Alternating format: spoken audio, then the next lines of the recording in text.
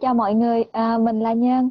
Mình vừa tốt nghiệp PhD in Chemistry từ trường University of Nottingham, UK và hiện nay mình đang ở New York, Hoa Kỳ.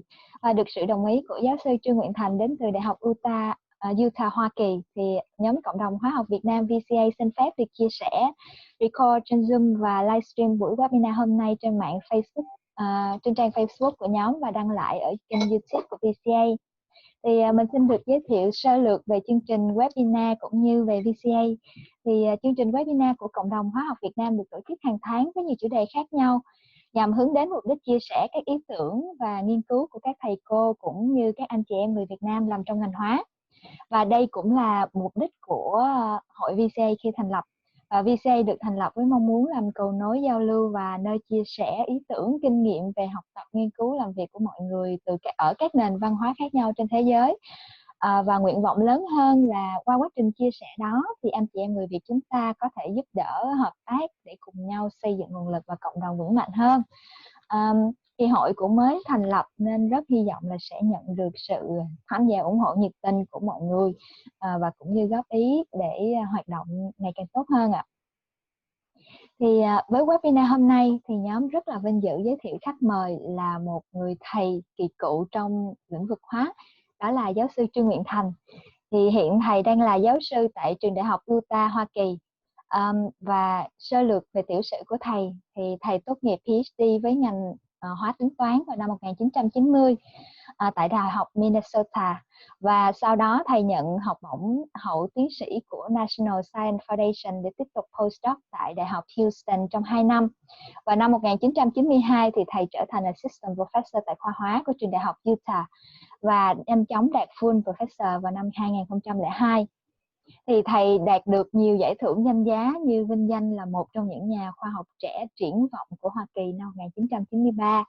Và ngoài ra thầy còn là thành viên nguồn của Global Change and Sustainability Center và Interdisciplinary Computational Engineering and Science Graduate Program tại trường Đại học Utah. Vào năm 2007 thì thầy giúp Việt Nam thành lập Viện Khoa học và Công nghệ Tính toán Thành phố Hồ Chí Minh và giữ vị trí viện trưởng khoa học cho đến năm 2017. Và năm 2014 thì thầy thành lập nhóm International Vietnamese Academic Network, viết tắt là IVANet, trên Facebook, và hiện nhóm phát triển rất là lớn mạnh và có đến hơn 20.000 thành viên. Thầy cũng là tác giả của gần 200 bài báo và 2 US International Patents trong khoa học máy tính. Hiện nay thì nghiên cứu của thầy đang trải dài từ hóa tính toán, nghiên cứu thuốc với sự hỗ trợ của máy tính và vật liệu nano cho đến phát triển cơ sở hạ tầng mạng và phần mềm trong nghiên cứu và giảng dạy. Thì hôm nay VC rất vinh dự có thầy được chia sẻ trong buổi thuyết trình này, và thầy sẽ chia sẻ với chúng ta về nghiên cứu gần đây của thầy với Viện Khoa học và Công nghệ Tính toán Thành phố Hồ Chí Minh. Thì nhóm của thầy đã nghiên cứu tạo ra ứng dụng ViDok cho điện thoại nhằm tìm ra ứng viên thuốc để chữa bệnh COVID-19 qua quá trình sàng lọc được cộng đồng hóa. Vì bất kỳ ai cũng có thể tham dự với chiếc smartphone của mình. Và bây giờ em xin phép được mời và chuyển mic cho thầy để bắt đầu buổi chia sẻ. Em cũng xin phép nhắc mọi người vui lòng mute microphone của mình để buổi thuyết trình diễn ra được suôn sẻ. Và tất cả những câu hỏi dành cho thầy Thành xin mọi người giữ đến cuối chương trình. Khi mà mình có thời gian cho phần Q&A, và chủ trì Q&A session hôm nay sẽ là bạn Khánh Nguyễn đến từ Đại học California Santa Barbara. Em xin cảm ơn mọi người và em xin mời thầy ạ. Xin chào mọi người, xin chào các bạn. Thì cái buổi nói chuyện ngày hôm nay ấy, thì tôi sẽ nói tất cả, tại vì kiến thức khoa học của tôi bằng tiếng Anh cho nên tôi phải nói bằng tiếng Anh. Ban tổ chức sẽ capture cái video và sẽ phóng lại, cho nên nếu mà các bạn mà nghe không rõ lắm hay nó nói nhanh quá thì có thể là sau này bật lại cái video để nghe lại. Thì cái trình độ của bài nói chuyện này thì tôi đưa xuống vào cái trình độ khoảng từ năm thứ 3, năm thứ 4 đại học thôi, cho nên nó sẽ không quá khó, nó không đi quá chuyên môn. tôi hy vọng rằng là tất cả các bạn rộng rãi hơn từ tất cả các chuyên môn khác nhau có liên quan tí xíu với hóa, hoặc là molecular biology, những cái đó nó cũng có thể gọi là thấy cái bài nói chuyện thú vị. Thì tôi xin bắt đầu nha. Hello everyone. Nice to be able to present to you some of the interesting work that we have done in our group. Drug design for COVID-19, wisdom of the crowd. And I'm at the University of Utah, and it's the pictures of the universities roughly around the same time. We are now entering fall. So you see leaf changing colors, and here very much this talk we have 4 parts, and I'm going to give you some background on the drug discovery process in the general, so you get appreciations on how complex and expensive and lengthy of this process is about. And then we zoom in on a little bit of the structure-based drug designs, the methodology that we're going to use in our research that I'm going to present near the end. And then we go on to a completely different corners to talk about the wisdom of the crowd or crowdsource, and how we use the technology of crowdsource that we can leverage on the intellectual of the crowd in designing drugs. And we're building this crowdsource platform for drug design. We call it ViDok. Okay, let's start with some background on the drug discovery process. Pharmaceutical companies on the average spend about 20% of their incomes on research and development. And this is a much higher percentage compared to other industry, including electronics, computers, automobile, and so on. And since 1980s, every 5 years, they double the amount of R&D. And despite this amount of money they put into R&D, the number of drugs that introduced each year keeps shrinking. In the 60s, they get about 60 to 70 to 100 drugs. And then in the 70s, they're getting about 60 to 70 each year. In the 80s, they're about 50. In the 90s, about 40 each year. So the number of new drugs can introduce to the market each year getting shrink. Well, in the meantime, that the demand, the safety demand from the FDA, the U.S. Food and Drug Administrations, keep increasing, so it's making the drug development process longer and longer. In the 60s, talk about 80 years, 70 talk about 12 years. In the 80s, take about 14 years. In the 90s, about 15 years. And now they take almost 16 years. Some people say, well, the problem with the fact is there are not many new drugs coming out to the market because the easy ones are already been developed. Now it's all the difficult disease and the difficult drugs that we have to develop.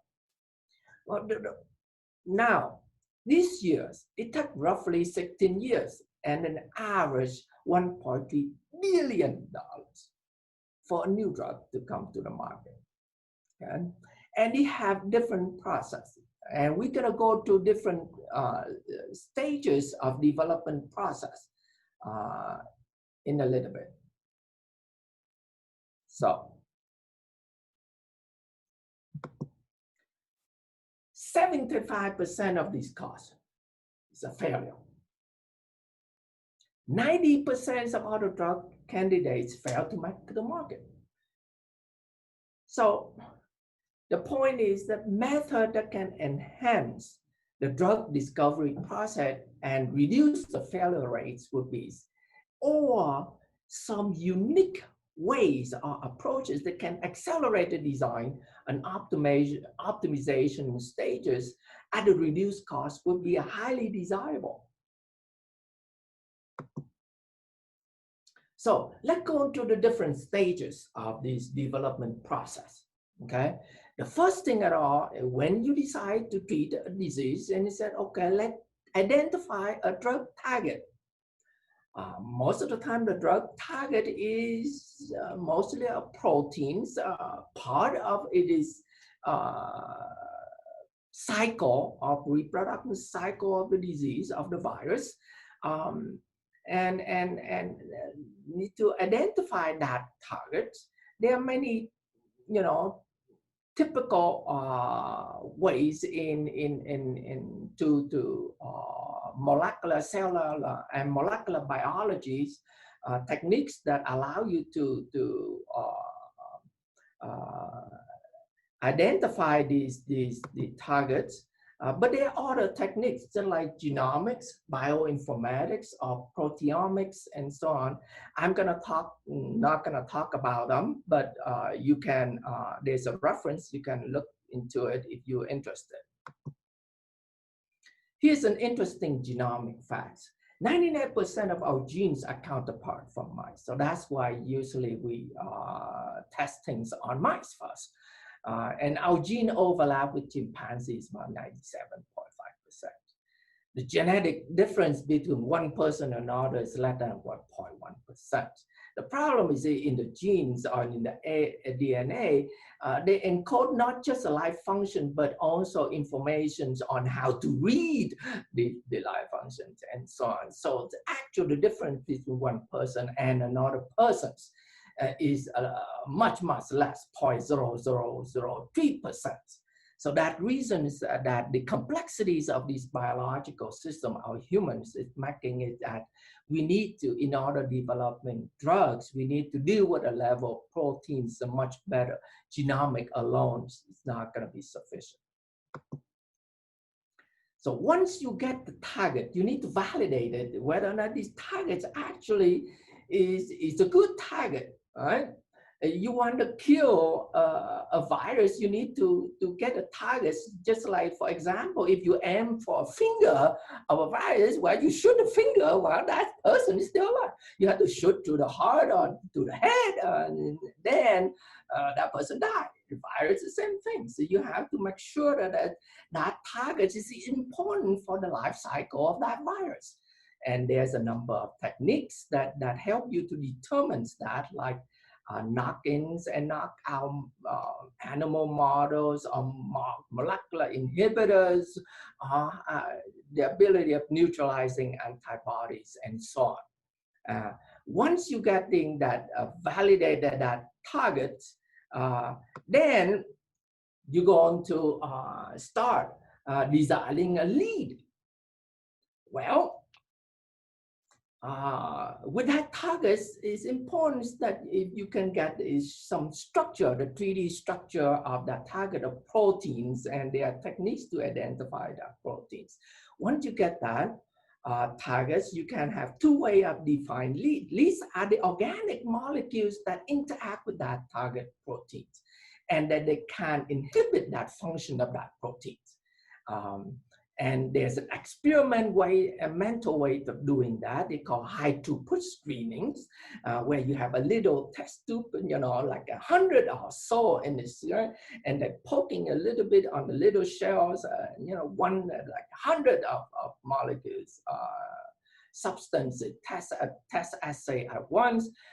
Usually it's costly and it's not feasible.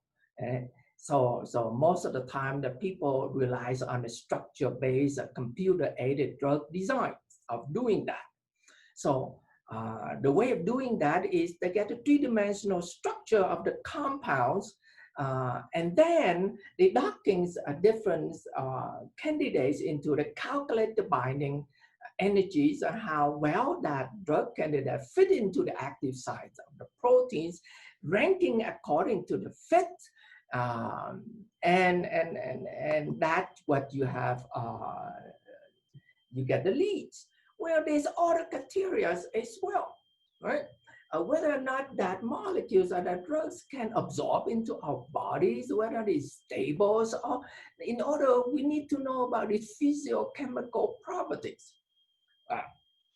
others probably need to be taken care of. What did the drug do to your body? How potency selected, when you drink it in, whether it attack the target or it's going to kill all the cells as well. So selectivity is important. What is your body do to the drugs? And whether or not, how's your body metabolizing the drug? You don't want to take the drug and it stay in your body all the time. You need to metabolize it. Whether or not your body find it is toxic at all. Well, also that you have a candidate is how easy that you can synthesize that molecules, or you derive it from known chemical compound in the market. Also, all the business aspect is can you make a patent out of it? Right? Once you get all of those, you need to go into these called lead optimizations. Right? So this candidate will be modified so that certain component and groups by these organic and bioorganic chemists, so that it make it suitable to become a drug, taking into account all of the property dimensions earlier, before it get into the in vitro, right? Experiment on cell outside of bodies, and then go into the in vivo. So some of the characterization of the leads, the potencies and how strong, and the maximum strength on the efficacy, is the strength of the drugs, on the saturating drug concentrations, pharmacokinetics, and in simple terms, what is a drug, your body to the drugs. Pharmacodynamics is what the drugs do to your body, very much, okay? So all of these taking into account.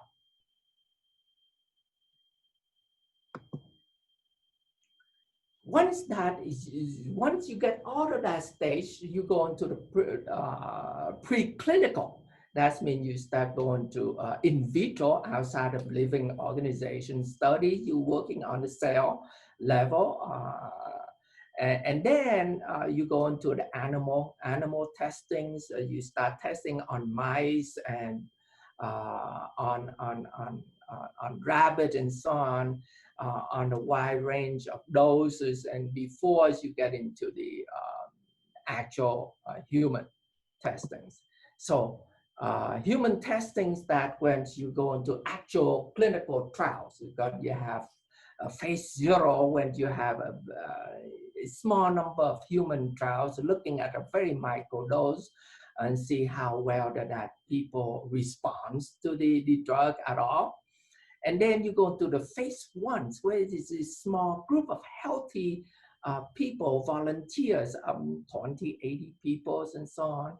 And you want to test and see how people tolerate to the drugs on the, from a single ascending dose or a multiple ascending dose, the different doses, amount of drug given to them, whether or not that drugs get affected when you have food or not have food with it.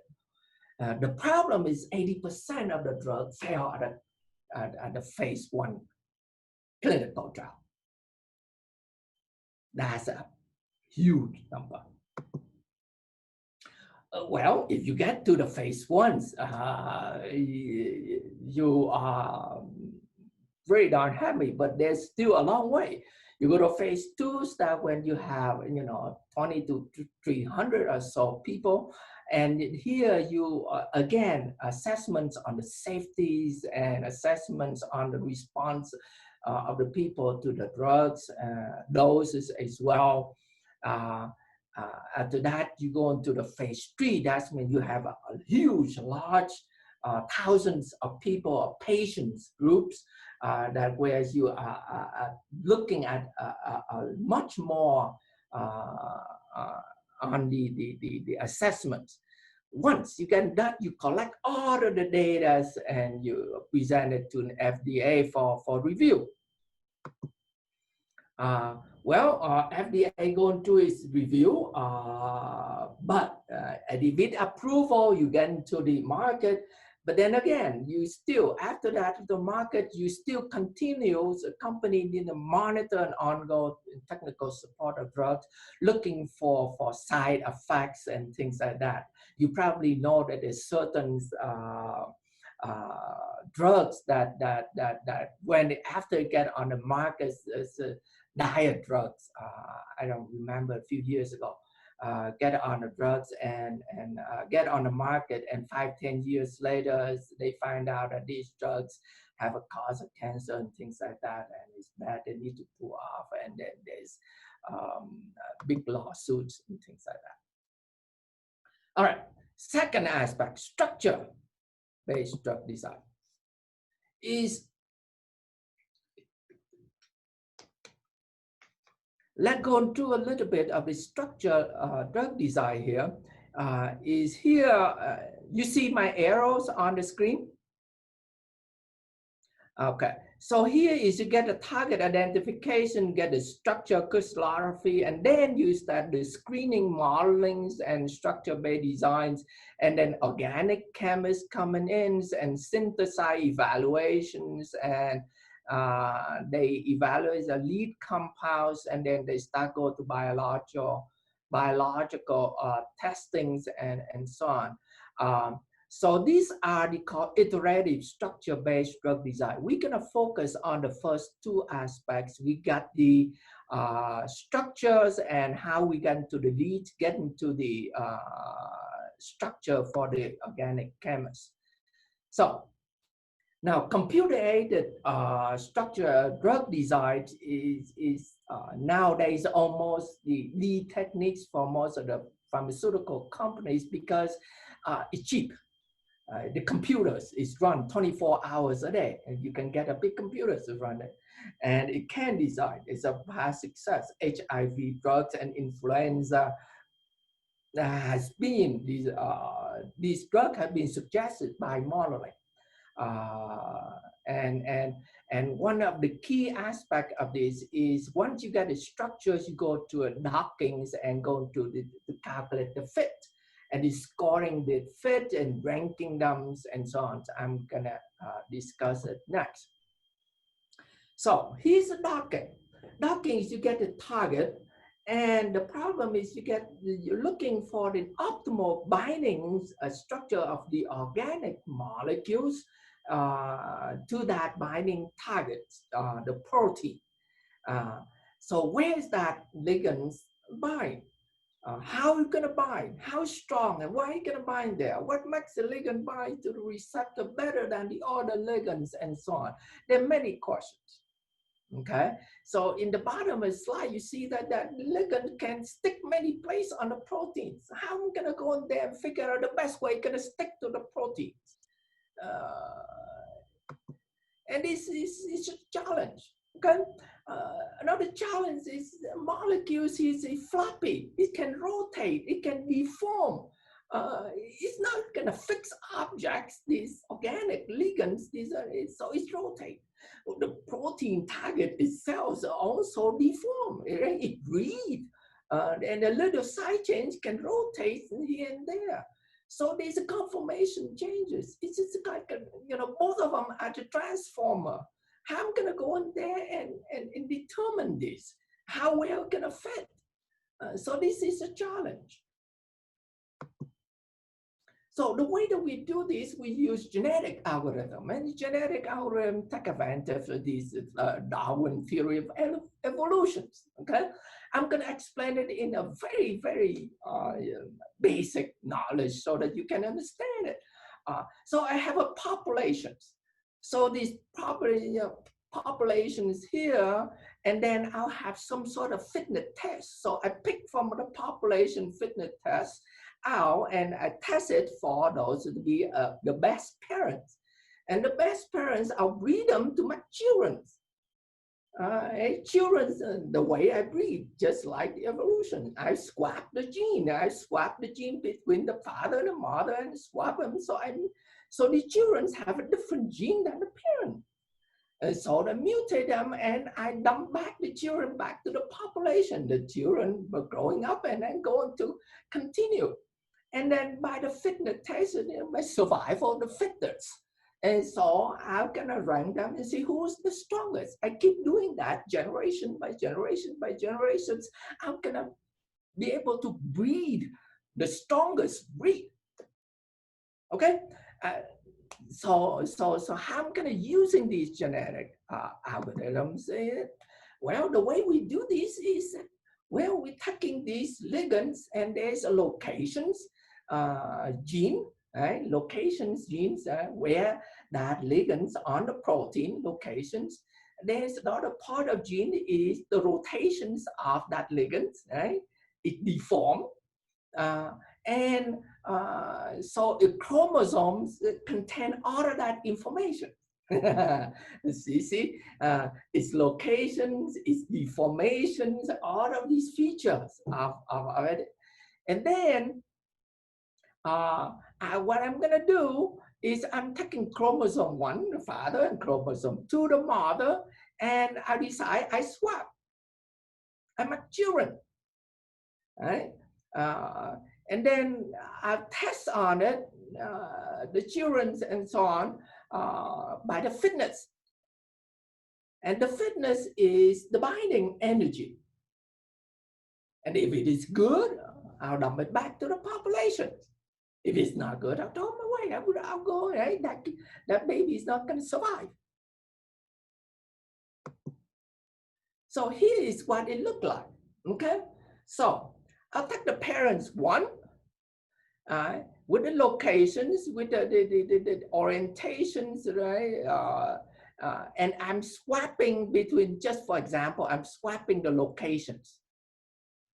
So between the parent 1 and parent 2. So you see, I'm swapping X2 to the child 1, and I'll take all of the parent 1, but I'll swap the location 2, and I'll take the X1, I'll swap to the child 2, but every aspect of the 2 is still there.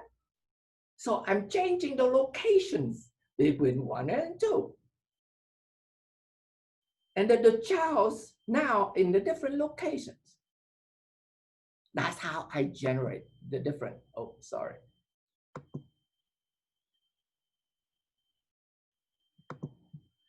So when I generate locations, and then the question is that, okay, how does the environment kind of, right? When you're born and you kind of fit it to the environment. So you're gonna change your gene a little bit, right? For the kid, for those who fit it to the environment better, do exercise and things like that, that kid's gonna be stronger. Same thing here, it's how the environment. So when I swapping the locations and I'm kind of minimizing it, in other words, it's looking for the more stable after I swap in the locations. One is getting to the lower points here, or finding or deforming the structure a little bit more to getting a more stable fit, and then I'll get a much better fit of the ligand to the structure. So genetic algorithm combined with a local search optimization allow us to get the best fitting of the ligands to the proteins, and then can calculate its binding energy, electrostatics, dispersions, and all of these, so on, the interaction between the ligand by physical chemistry. All right. So that's how we calculate binding energy and looking for the location. Now we want to go on to the completely different aspects of the research development. Wisdom of the crowd. What is it? Well, wisdom of the crowd is when innovations, open innovations meet with the social media. It is a process by definition obtained by the needed service, idea, or content, or by soliciting contribution from a large group of people, especially online community, rather than traditional employees or supplier for their services. For example, Wikipedia is one of the crowdsource. You can go on there and edit all the information of the pedia. So that's a crowdsource.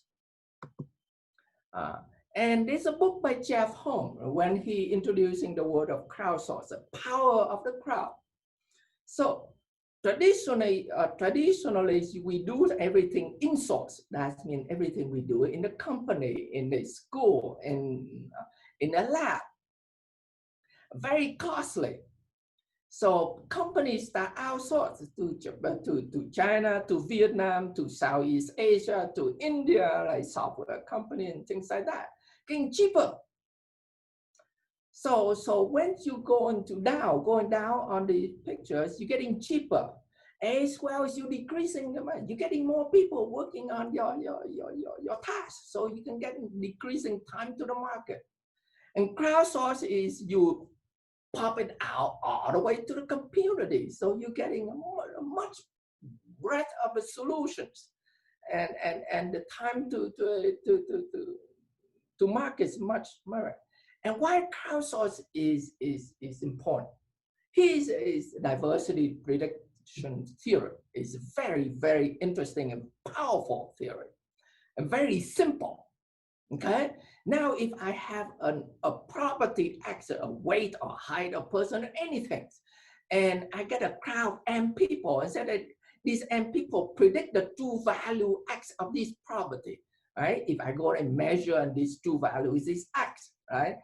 If the height is 5 feet, for example, or the weight, I mean, for weight is, let's say, 125 pounds and things like that. So that's the truth. So you're asking these and people predict that. Well, you can define it as the average of prediction is the C. Well, you just sum of their prediction divide by the number, right? Simple, everyone know that. Now we define a crowd square errors.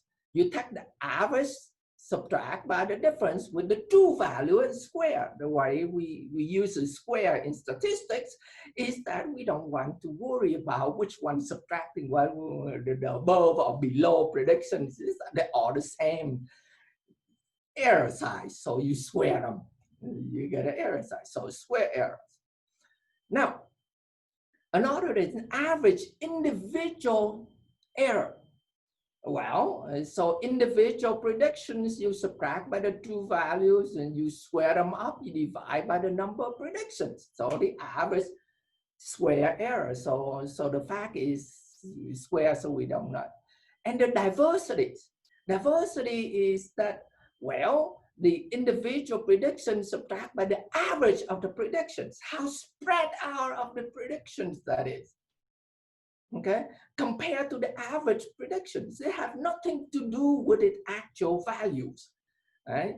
So that's we call diversity, the spread of the this. Now, it's easy to take these, right, to prove crowd error because equal to average error divided to the minus diversity. You can prove it easily by just algebra. Expanded this, and you plug it in this way and expand it out, sum the terms. You can prove it. It's 12th grade problem.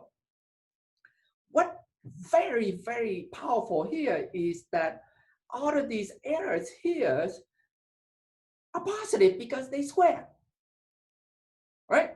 So crowd errors equal to average error minus diversity.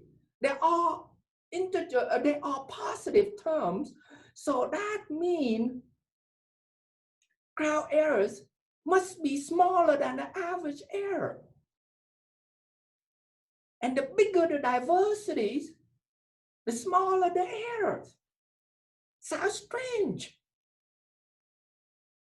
Well, we take advantage of the big number, subtract by the big numbers, you get it small. So the crowd errors depend on our collective wisdoms of the crowd come from the diversities.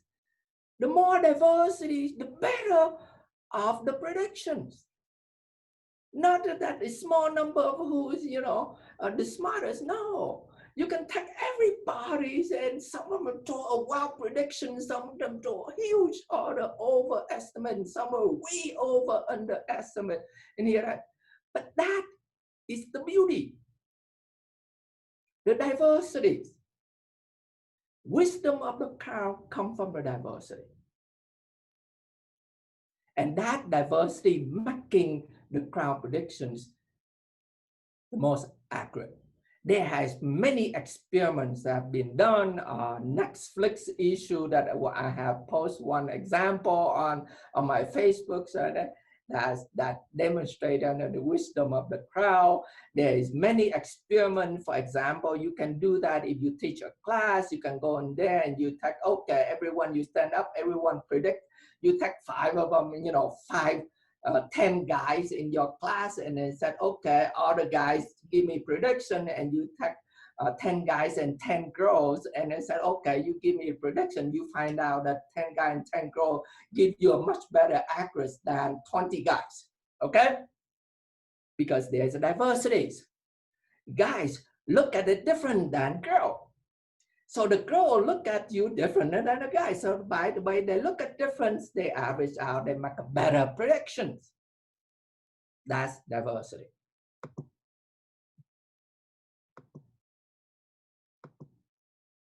So there's a different ways of crowd contest. I'm gonna talk, not gonna talk it. I'll give the slide so you can stop the slide and see what it is about. Graphic design, testing software, software solution, creating films, and you put a contest, and then the company say who is the winner, pay that winner and get the solution. Right? The loser didn't get anything. They're macro tasks, all right? So you get one job and then sort it out, and then again, designing websites or answer, I have a question, somebody answer, testing software and things like this. I can do that. And worker get paid by task if you complete. Micro tasks.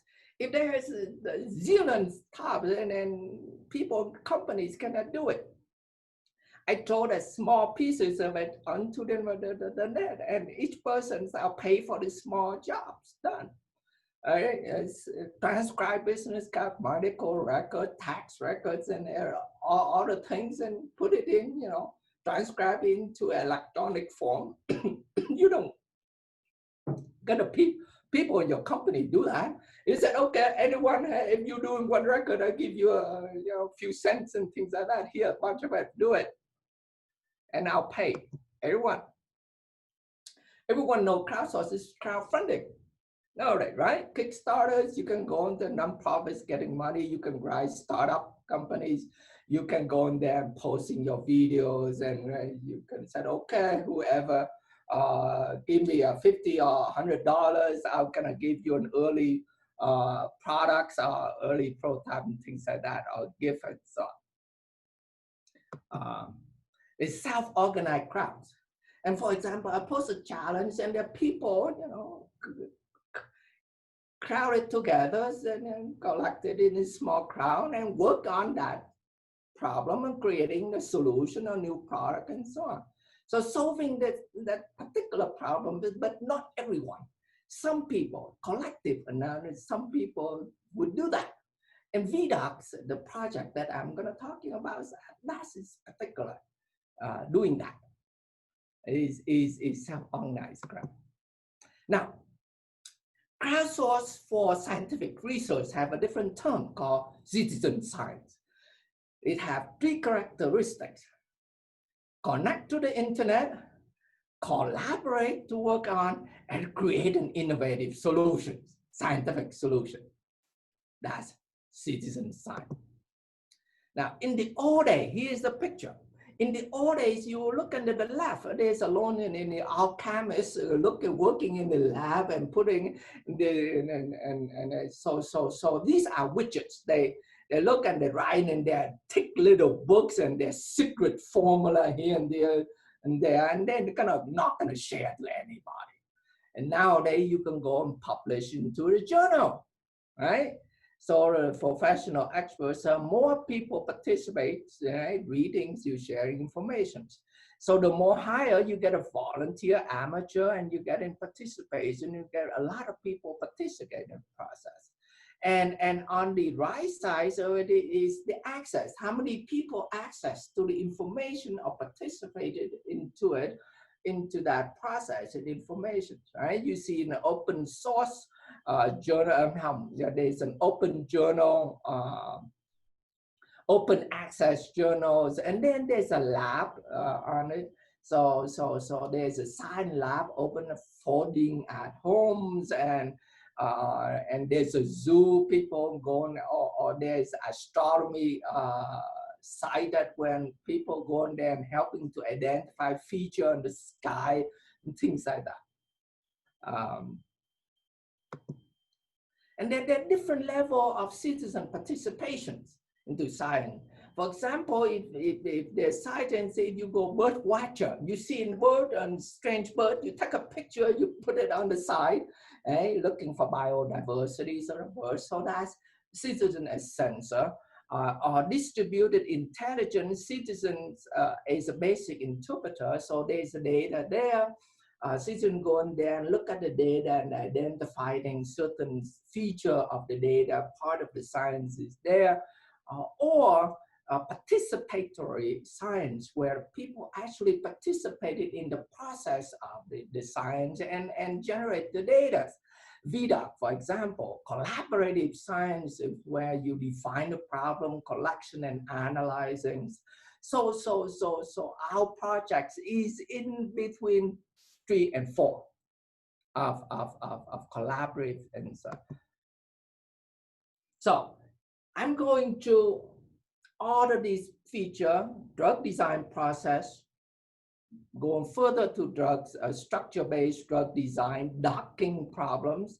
I'm talking about the crowd, how I leverage on the crowd source or the wisdom of the crowd is better than a couple scientists working in the lab. And how put all of that into creating the crowd source for drug design. I call it ViDok.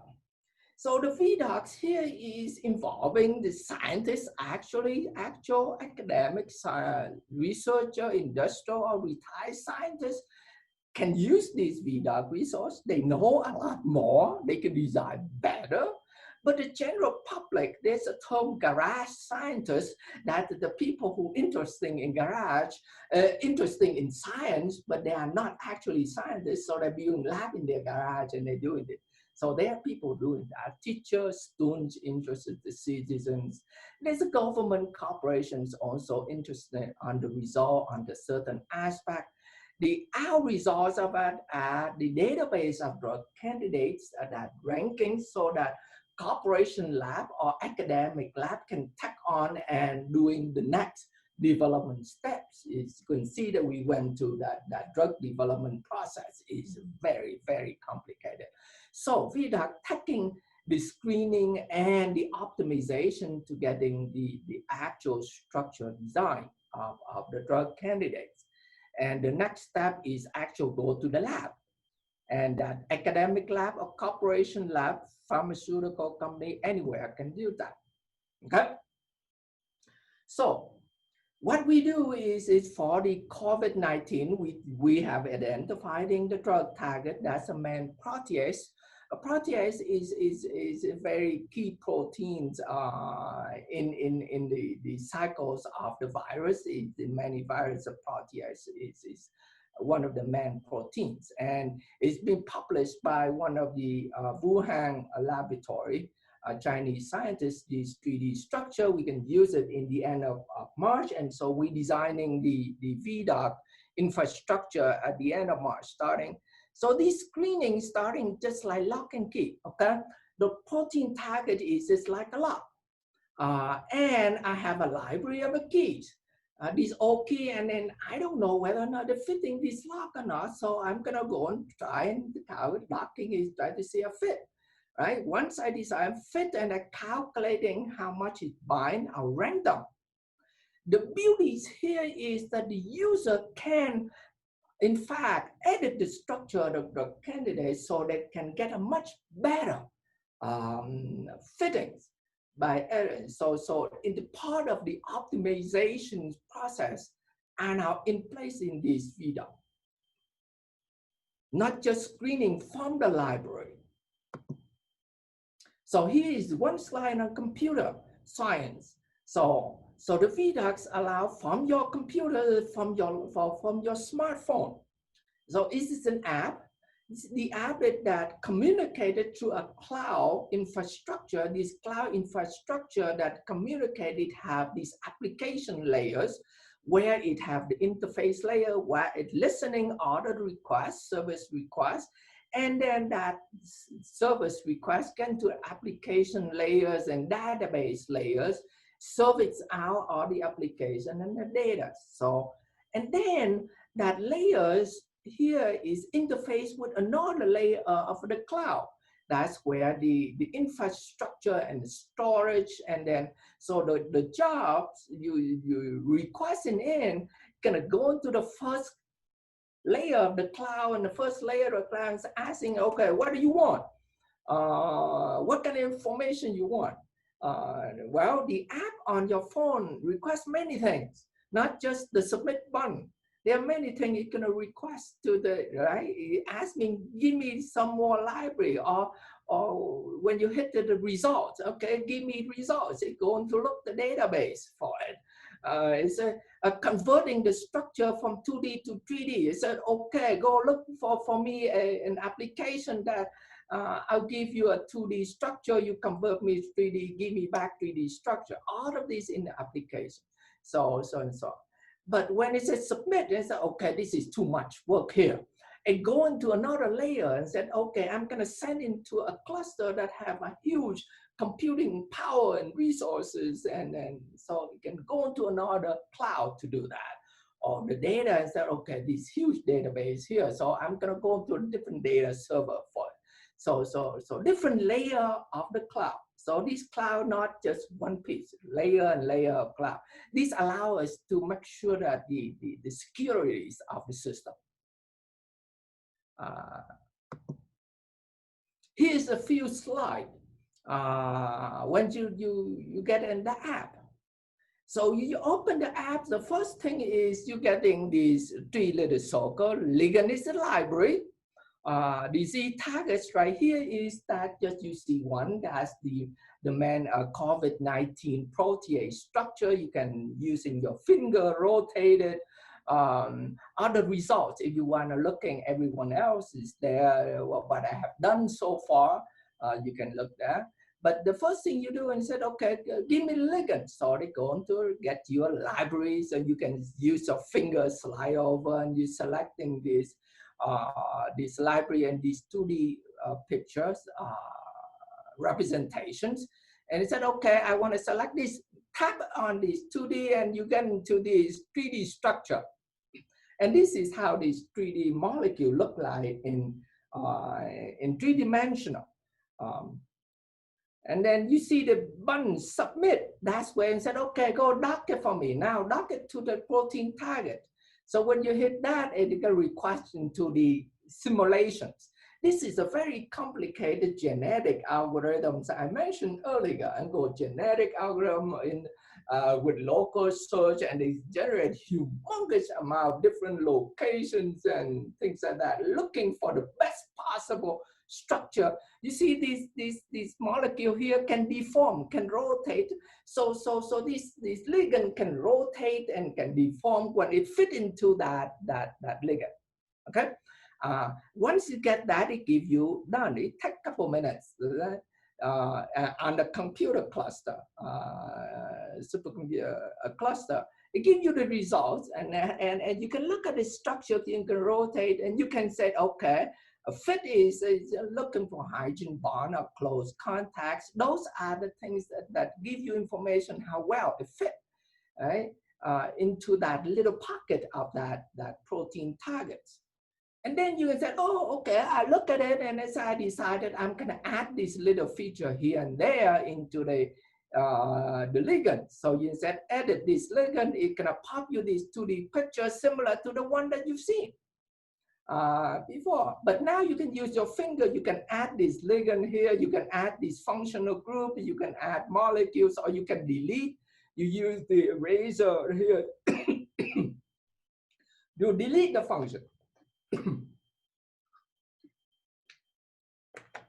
Once you've done that, and then You click on these menu buttons for view 3D. You want to see whether or not the 3D functional structures that have some structure that you think you have in mind when you look at the fit with a protein.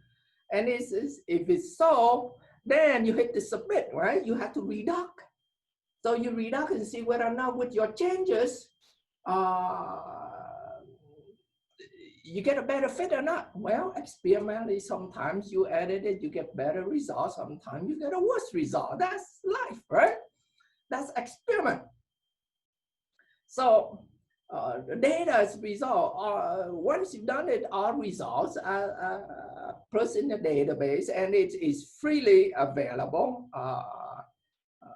You can download it. The interesting aspect of it is currently that more than 2,000 trials already, but 195 top drug candidates are the user modified structure. Only 5 or less right now, in fact, from the library. So that you see the collaborations, how these people collaboration get a much better result. Right? This is what I call the wisdom of the crowd. But one more thing that I just discovered, very interesting. For example, a user called the name with the name Lebanam. I don't know who that person is, by the way. User name Lebanam. He tried it original library, right, with the Zinc ID, and it's ranked 186, right, with a binding energy minus 10.5 with decent. Anything that above 10, minus 10, or negative, right, like negative 10 is pretty darn good. So this is good. And then there's a lump, guys. He said, okay, he tagging this structure given by now. He modified it. He got ranked 132. And then there's a lap, Nguyện Lap Quang An. He tagged this structure, right? Now he got to experience 155 now. Okay, 155 now. So after this 20 some or 50 some experiments, right? And by different person, he can rank 67, you know. And then another guy, Nguyễn Công Đức, he tagging that structure and so on. He did a few more tries, he got to rank 11. The binding energy of minus 13 kcal per mole is darn good, okay? Anything between minus 12 and minus 14 is an excellent candidate. They're among the top. They can go into the lab, all right? Organic chemists can look at this structure now on it. And then the Trương Công Đức, the Trương Tăng Trung, this person is tagging, right? You see the experiment 166 now, there's 225. So this is trial. They have tried to 225 times. They get to 3. And Lebanams is not gonna say, hey, you guys, I started it.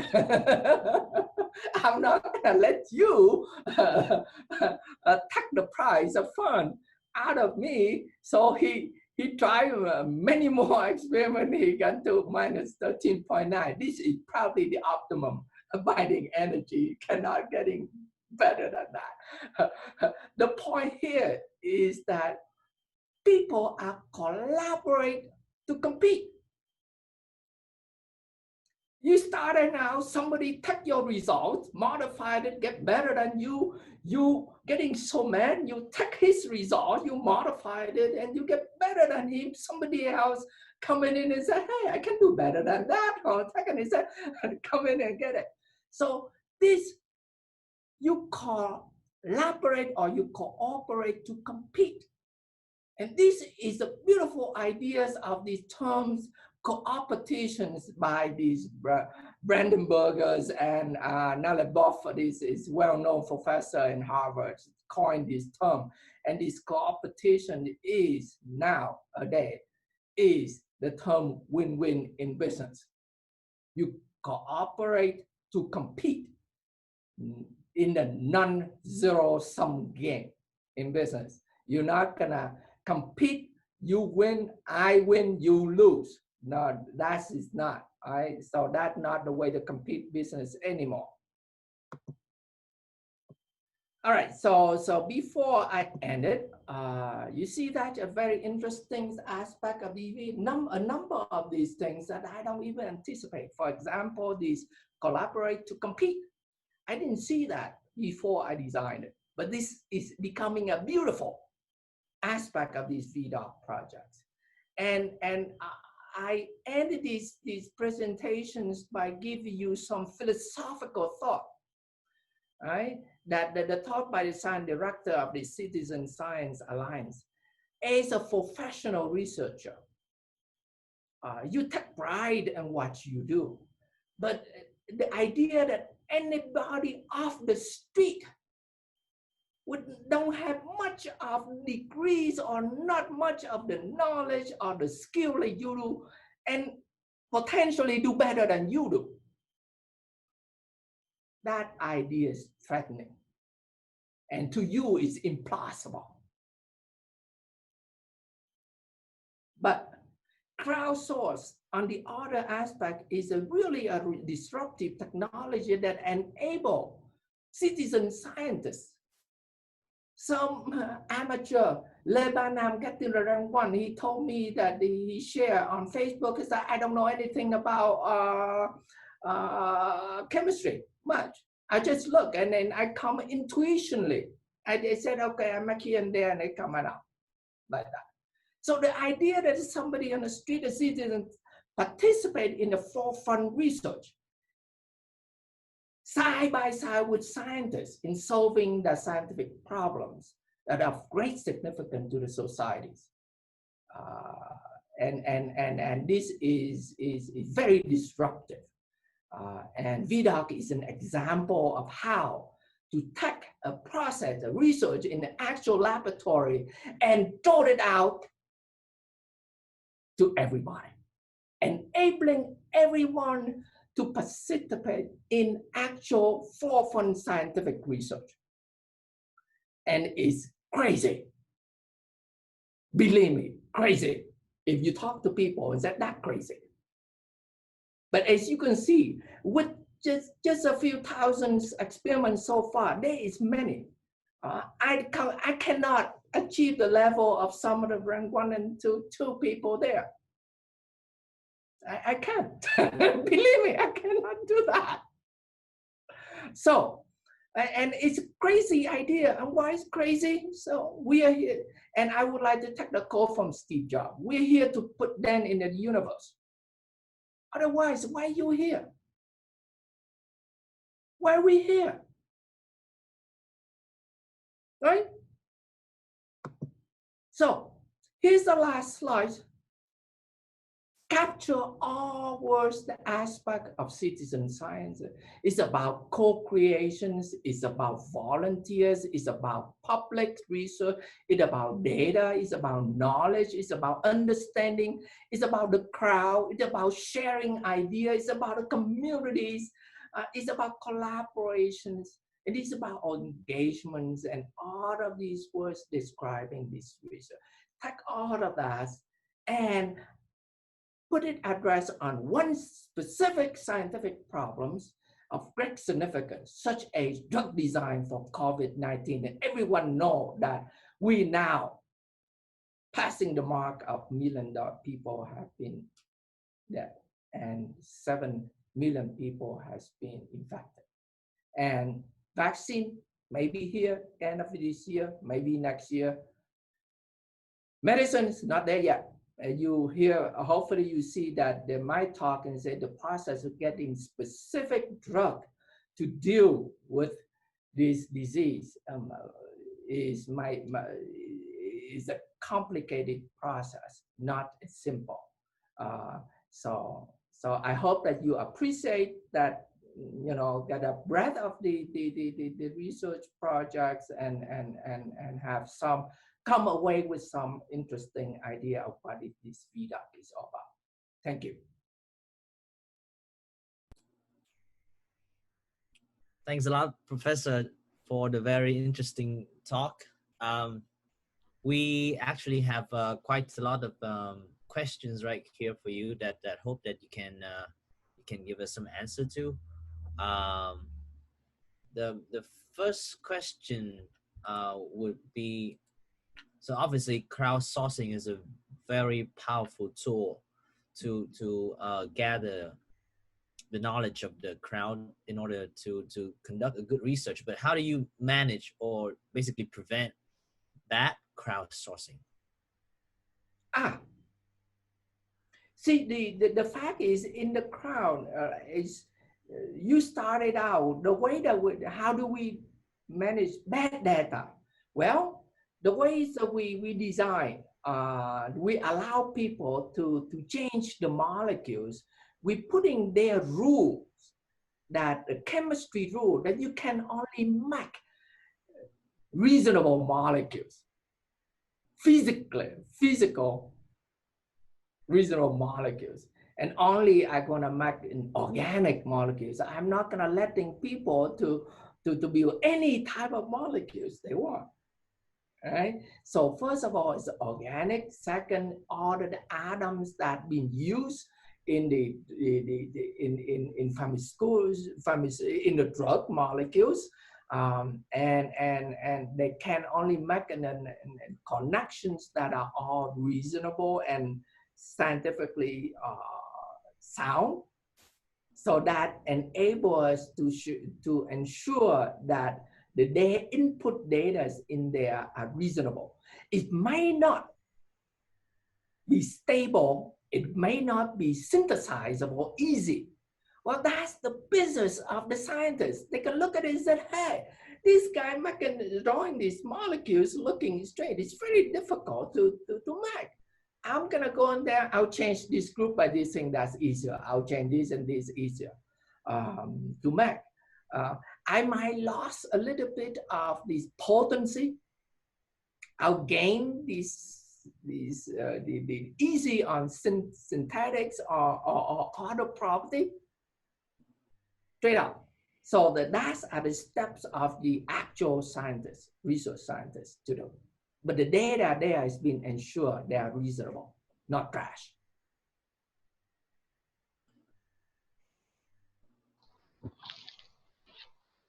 Dạ thầy ơi, thầy có thể mình share screen để mình có cái hình của thầy được lớn hơn để tương tác tốt hơn á ạ. Ok.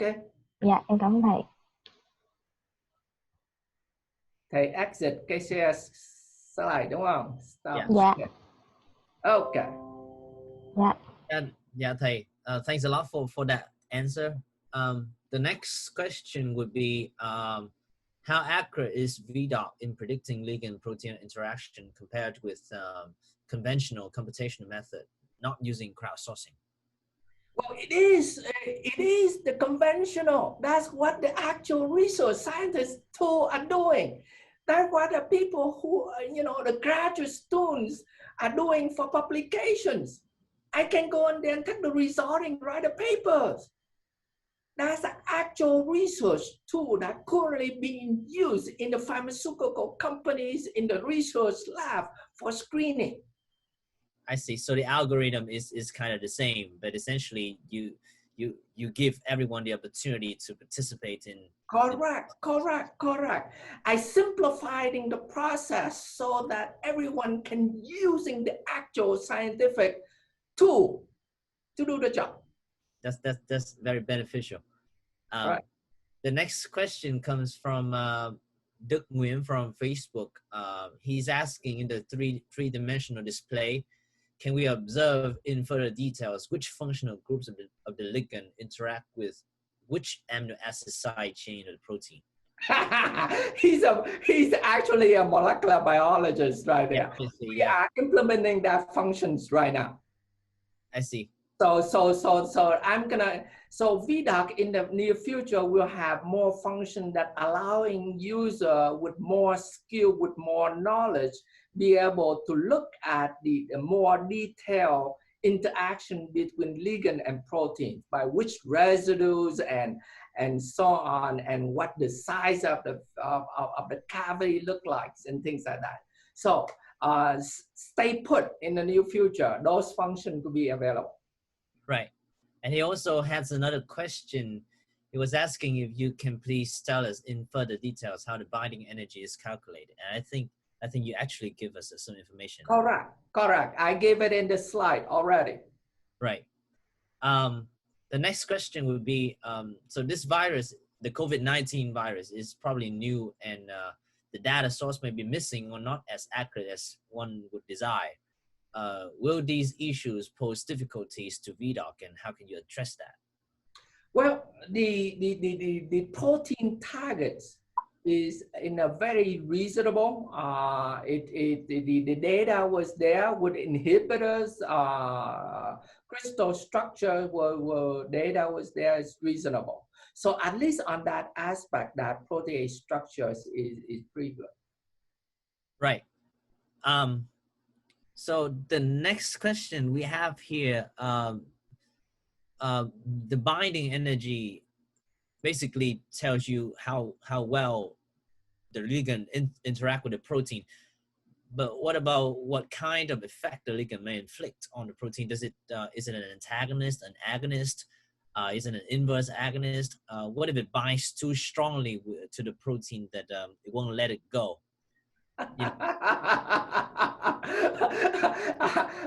This is getting to a very inside the actual research questions. Right. And I hope some research science take that some of the top structure doing actual further research. The bindings, we are binding to the actual active sites to it. And then we'll look at it doing further research by simulations and addressing further on whether or not these are the type of mechanisms for binding. Right. So these are further research need to be done. This is the first step. The result in ViDok only give a starting point. I see. So essentially, ViDok gave you the starting point of a very long timeline in drug discovery. Correct. I hope that there are many researchers find that the results from ViDoks are pretty darn good. In fact, I get people contacted me already and asked, can we use the result for further research? And said, please do. Right. So what we hope is that the data there is a very darn good starting point for you to do a lab synthesize or to do a much more accurate simulation or theoretical calculations on the ligands, looking at whether or not it is be able to absorb into the body and things like that. That's only the starting point. And I hope that, in fact, ViDok allows us to do that. Right. So besides binding energy, are there other parameters that ViDok can predict?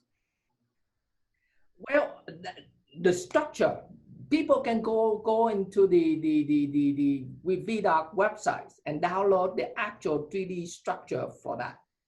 Right. Beside the binding energy, the binding structure is there. I see. So then, do you have in mind what would be the next infectious disease that will be the target for ViDok? Well, ViDok is a platform. So I hope that this platform have a different kind of disease in there.